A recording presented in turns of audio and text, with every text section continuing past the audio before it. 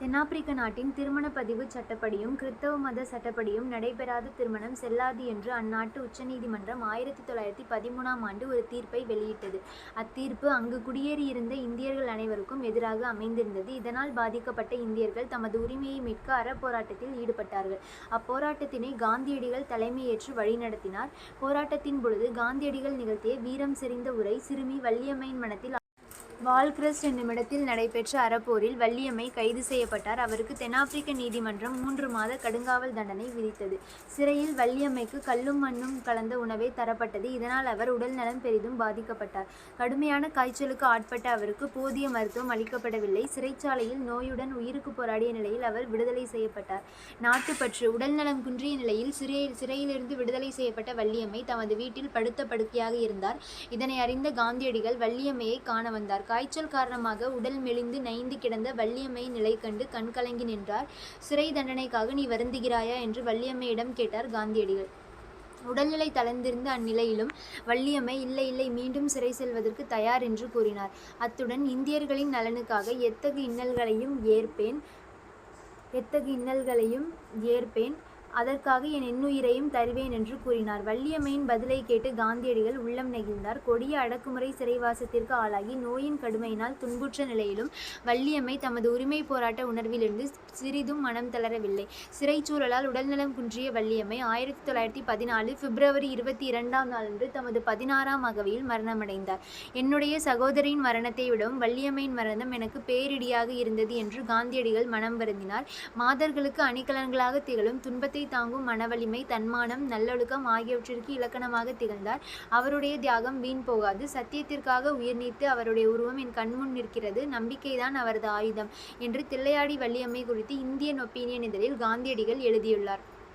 தென்னாப்பிரிக்க வரலாற்றில் வள்ளியம்மையின் பெயர் என்றும் நிலைத்து நிற்கும் என்று காந்தியடிகள் தென்னாப்பிரிக்க சத்தியாகிரகம் என்னும் நூலில் குறிப்பிட்டுள்ளார்.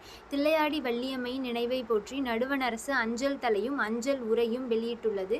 தில்லையாடி நாகப்பட்டினம் மாவட்டத்தில் திருக்கடையூருக்கு தெற்கே 3 கிலோமீட்டர் தொலைவில் உள்ளது. தில்லையாடி வள்ளியம்மை நினைவை போற்றி நடுவண் அரசு அஞ்சல் தலையும் அஞ்சல் உரையும் வெளியிட்டுள்ளது. தில்லையாடி நாகப்பட்டினம் மாவட்டத்தில் திருக்கடையூருக்கு தெற்கே 3 கிலோமீட்டர் தொலைவில் உள்ளது.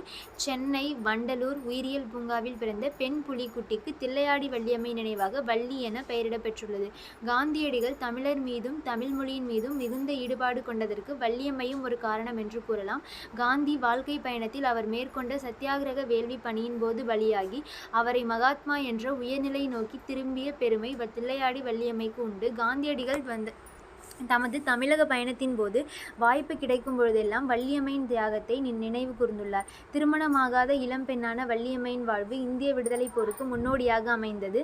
அவரது அளப்பரிய தியாகம் போற்றி வணங்கத்தக்கது. வள்ளியம்மையின் நினைவை போற்றும் வகையில் தில்லையாடியில் தமிழ்நாடு அரசு அவரது சிலையை நிறுவியுள்ளது. கோஆப்டெக்ஸ் என்று அழைக்கப்படும் தமிழ்நாடு நெசவாளர் கூட்டுறவு சங்கம் சென்னையில் உள்ள தனது 600வது விற்பனை மையத்திற்கு தில்லையாடி வள்ளியம்மை மாளிகை என பெயர் சூட்டி பெருமைப்படுத்தி உள்ளது. கோஆப்டெக்ஸ் என்று அழைக்கப்படும் தமிழ்நாடு நெசவாளர் கூட்டுறவு சங்கம் சென்னையில் உள்ள தனது 600வது விற்பனை மையத்திற்கு தில்லையாடி வள்ளியம்மை மாளிகை என பெயர் சூட்டி பெருமைப்படுத்தி உள்ளது. தென்னாப்பிரிக்க நாட்டில் இந்தியரின் நலனுக்காக போராடிய வீரத் தமிழ் மங்கை தில்லையாடி வள்ளியம்மையின் உரிமை உணர்வை அனைவரும் போற்றுவோம்.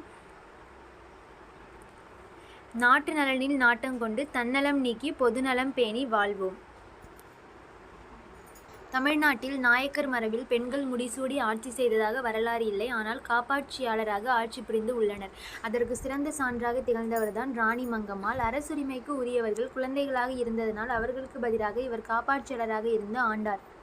மதுரையை ஆண்டு வந்த சொக்கநாத நாயக்கரின் மனைவி ராணி மங்கம்மாள். அக்காலத்தில் கணவன் இறந்தால் மனைவி உடன்கட்டை ஏறுவது வழக்கமாக இருந்தது. ராணி மங்கம்மாளின் கணவர் இறந்தபோது தன் மகன் அரங்க கிருட்டிண முத்து வீரப்பன் இளம் வயதினனாக இருந்தான். அவனுக்கு துணையாக இருக்க வேண்டும் என்னும் கடமை உணர்வினால் ராணி மங்கம்மாள் உடன்கட்டை ஏறவில்லை. மகனுக்கு அரசும் அறிவுரையும். மங்கம்மாள் தன் மகன் அரங்க கிருட்டிண முத்து வீரப்பனுக்கு திருமணம் செய்வித்த பின்னர் முடிசூட்டினார்.